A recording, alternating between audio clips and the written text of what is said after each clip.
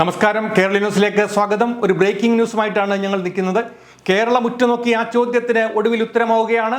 16ാം നിയമസഭയുടെ മുഖ്യമന്ത്രി പദത്തിലേക്ക് VD സതീശൻ എത്തുമെന്ന് ഉറപ്പായി കഴിഞ്ഞു. ഹൈക്കമാൻഡും ഘടകകക്ഷികളും തമ്മിൽ നടത്തിയ, അതായത് മുസ്ലിം ലീഗും തമ്മിൽ നടത്തിയ നിർണായകമായ ചർച്ചയ്ക്കൊടുവിലാണ് ഗ്രൂപ്പ് പോരുകൾക്ക് അന്ത്യം കുറിച്ച് ഇത്തരമൊരു തീരുമാനത്തിലേക്ക് മുന്നണി എത്തിയത്. KC വേണുഗോപാലും രമേശ് ചെന്നിത്തലയും ഉയർത്തിയ വെല്ലുവിളികൾ മുസ്ലിം ലീഗിന്റെ കർക്കശമായ ഇടപെടലോടെ വഴിമാറുന്ന കാഴ്ചയാണ് ഇപ്പോൾ കാണുന്നത്. UDF അധികാരത്തിലേക്ക് അടുക്കുന്ന സൂചന വന്നതുമുതൽ സോഷ്യൽ മീഡിയയിലും അതുപോലെ അണികൾക്കിടയിലും മുഖ്യമന്ത്രി പദത്തെ ചൊല്ലി വലിയ വാഗ്വാദങ്ങളാണ് ഇപ്പോൾ നടന്നു വന്നിരുന്നത്. VD സതീശനും KC വേണുഗോപാലും രമേശ് ചെന്നിത്തലയും അനുകൂലികളിലൂടെ തങ്ങളുടെ അവകാശവാദങ്ങൾ ഉന്നയിച്ചതോടെയാണ് മുന്നണിയിൽ വലിയൊരു പൊട്ടിത്തെറിയുടെ ലക്ഷണം കണ്ടു തുടങ്ങിയത്. എന്നാൽ ഈ തർക്കം UDFന്റെ കെട്ടുറപ്പിനെ ബാധിക്കുമെന്ന് തിരിച്ചറിഞ്ഞ മുസ്ലിം ലീഗ് രാഷ്ട്രീയമായ നീക്കങ്ങൾ വേഗത്തിലാക്കുകയായിരുന്നു. ഇന്നലെ പാണക്കാട് വെച്ച് നടന്ന വാതിലടച്ച് നടത്തിയ യോഗമാണ് എല്ലാത്തിനും വഴിത്തിരിവായത്. ഈ കുഞ്ഞാലിക്കുട്ടിയും PMA സലാമും ഉൾപ്പെടെയുള്ള മുതിർന്ന ലീഗ് നേതാക്കൾ പങ്കെടുത്ത യോഗത്തിലാണ് കോൺഗ്രസിലെ പടലപ്പിണക്കങ്ങൾക്കെതിരെ ഈ കടുത്ത അമർഷം രേഖപ്പെടുത്തിയത്. UDF അധികാരത്തിൽ വരുന്നതിന് മുമ്പ് തന്നെ ഇത്തരത്തിലുള്ള ചേരിതിരിവ് ഉണ്ടാക്കുന്നത്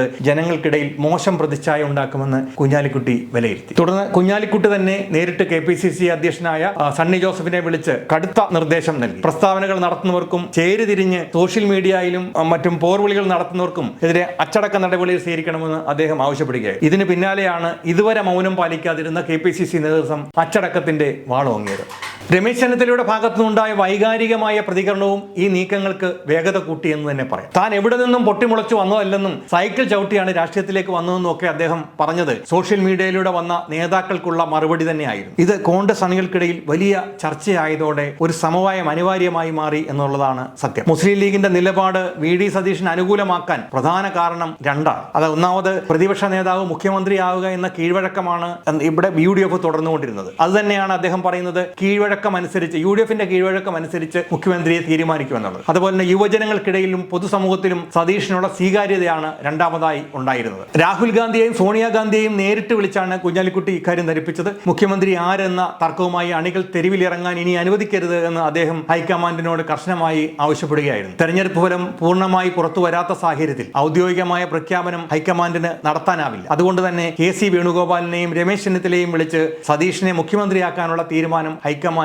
അറിയിച്ചു കഴിഞ്ഞു. തീരുമാനം പുറത്തു വന്നതോടെ തന്റെ രാഷ്ട്രീയ അന്തസ്സ് കാത്തുസൂക്ഷിക്കാനുള്ള ശ്രമത്തിലാണ് KC വേണുഗോപാൽ. താൻ മുഖ്യമന്ത്രി പദത്തിലേക്കില്ലെന്നും കേരളത്തിൽ പ്രവർത്തിച്ച യോഗ്യരായ നേതാക്കൾ ഉണ്ടല്ലോ എന്നുമാണ് അദ്ദേഹം ഇന്ന് മാധ്യമങ്ങളെ അറിയിക്കാൻ പോകുന്നത്. വേണുഗോപാൽ ഇന്ന് വൈകിട്ട് നടത്തുന്ന പത്രസമ്മേളനത്തോടെ ഈ നാടകീയ നീക്കങ്ങൾക്ക് വിരാമമാകും. ഇതിന് പിന്നാലെ രമേശ് ചെന്നിത്തലയും തന്റെ പിന്തുണ അറിയിച്ച് രംഗത്തെത്തും. ഒരാഴ്ചക്കുള്ളിൽ മുഖ്യമന്ത്രിയെ തീരുമാനിക്കുമെന്ന് K മുരളീധരൻ പറഞ്ഞത് മാധ്യമ പ്രവർത്തകരെ സംബന്ധിച്ചോളം വലിയ പ്രതീക്ഷ നൽകിയിരുന്നെങ്കിലും ആഴ്ചകൾ നീളുന്ന വാർത്താ ആഘോഷങ്ങൾക്ക് അവസരം നൽകാതെ വിഷയം തീർക്കാനാണ് ലീഗിന്റെയും ഹൈക്കമാൻഡിന്റെയും നീക്കം. ഭരണത്തിന്റെ ആദ്യ ദിനം മുതൽ തന്നെ ഉറച്ച ഒരു നേതൃത്വം ഉണ്ടാകണമെന്ന നിർബന്ധം ഇപ്പോൾ വിജയിച്ചിരിക്കുകയാണ് എന്ന് പറയേണ്ടി വരും. അസന്നിഗ്ധമായി നമുക്ക് പറയാം, കേരളത്തിന്റെ അടുത്ത മുഖ്യമന്ത്രി പദത്തിലേക്ക് VD സതീശൻ തന്നെ എത്തും. ഗ്രൂപ്പ് വൈരങ്ങൾക്കും പുകമറകൾക്കും അപ്പുറം മുസ്ലിം ലീഗിന്റെ ഇടപെടലിലൂടെ UDF ഒത്തൊരുമയോടെ പുതിയൊരു ഭരണത്തിലേക്ക് ചുവടുവെക്കുന്നു എന്നാണ് നമുക്ക് പറയാനുള്ളത്. മറ്റൊരു ന്യൂസുമായി ഞങ്ങൾ വീണ്ടും കടന്നു വരും. അതുവരെ നന്ദി, നമസ്കാരം.